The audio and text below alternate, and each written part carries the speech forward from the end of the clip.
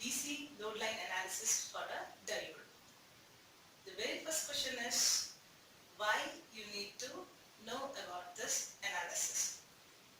To find the exact value of forward current, if you are saying why you require this, then the answer is you need to find out the exact value of IF, forward current, and the voltage, forward voltage drop of a diode. Then you must know this DC load line analysis. And what is DC load line analysis? This is nothing but a straight line drawn on the forward characteristics of a diode, or you can say output characteristics of a diode. You know that how to write the forward characteristics of a diode. The graph which is written like this, the voltage versus current, input voltage versus output current. That is what your forward characteristics axis. And when you are increasing your input voltage, when it goes beyond Vk, then current will be increasing exponentially. Till this Vk, knee voltage or cut-in voltage, current will be very, very small. After Vk, current will be increasing exponentially. So this is what your forward characteristics of a diode. In this forward characteristics, if you are drawing a straight line, so that will be like this. So then we call this as a DC load line. What do you get when you draw this straight line? You will be getting a point here where your DC load line is intersecting this forward characteristics. That point we call it as Q point, quiescent point or DC bias point. What it gives? It will be giving you the exact value of your forward voltage drop and forward current, IF. This is the graphical analysis which will be giving the exact value of voltage drop across the PN junction and forward current of the diode. Okay, so now you got to know that how to draw your forward characteristics. But how to draw your DC load line? Because you need 2 points to draw your straight line here. So one is on x-axis, another one is on y-axis. Then you can draw a straight line here, right? So for that, we'll just take a simple circuit. I'll be taking a simple circuit which will be having a battery which will be giving a input voltage V, and then we have connected a diode here, okay, and then a load resistance RL. Okay, the voltage across this RL is nothing but your V naught, and this diode drop we refer it as VF, and current flowing here I will be writing that as forward current. Now if you apply KVL to this, what you will be getting? V, this is plus minus and this is plus minus, so that here you will be getting a minus VF, and then here also minus V naught is equal to 0.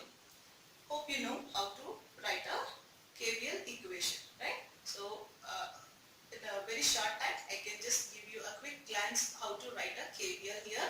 When you are having a rising potential minus to plus, then you need to take this term as a positive term, and then if the potential is falling, that is plus to minus, falling potential, then you will be writing a negative sign. Here also positive to negative, that is falling potential, so you can write minus V naught. Now I can rewrite this as V minus VF minus V naught is nothing but IF into RL. IF into RL, which is equal to 0. I can write this as VF is equal to V minus IF into RL. This can be noted as 1.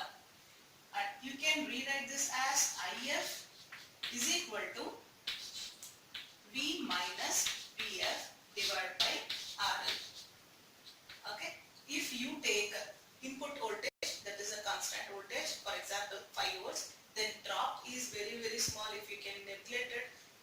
getting, this is a constant value, and RL is varied with respect to the voltage which you are applying to your diode, so that what happens, your current will be depending on this RL. That is, load resistance if varies, then current will be varying. If this term will be constant, then what happens, when RL is varied, then IF will be varying. So that what the name which is given for this analysis, that is DC load line analysis.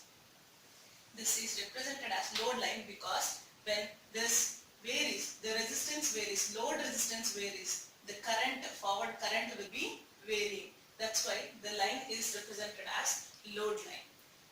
In short, I can say that when load resistance varies, IF will be varied. So that is represented in this line. So when you are changing the resistance value, this load line points gets changed, so that the Q point here, what we are mentioning, that also changes, so that IF will be changed.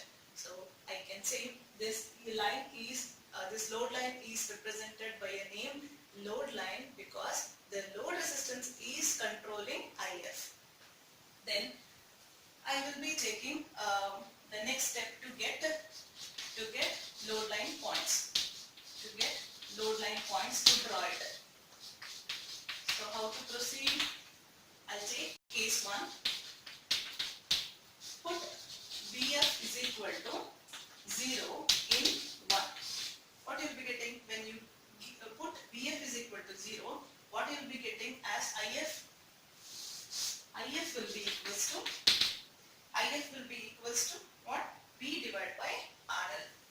When you rewrite that, you will be getting V divided by RL. And case 2 is put IF is equal to 0 in 1. What you will be getting when you put IF is equal to 0, what happens? You will be getting this term will be 0 and VF will be equals to V. That is supply voltage. VF will be equals to V, supply voltage. So when you put IF is equal to 0 means it comes in the x-axis. That is what you got here, VF is equal to V, supply voltage. Okay. And when you put VF is equal to 0, that comes in y-axis. So that is equal to whatever you have got. This is y-axis and this is for x-axis. IF is equal to V, supply voltage divided by RL. Okay.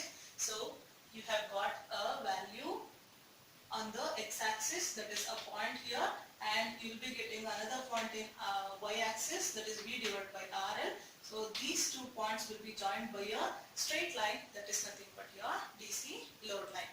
From this you can get a point here because your forward characteristics is intersecting on this DC load line, which will be giving you Q, that is Q point, a quiescent point, which will be giving you the exact value of the forward current and also the forward voltage drop across the PN junction.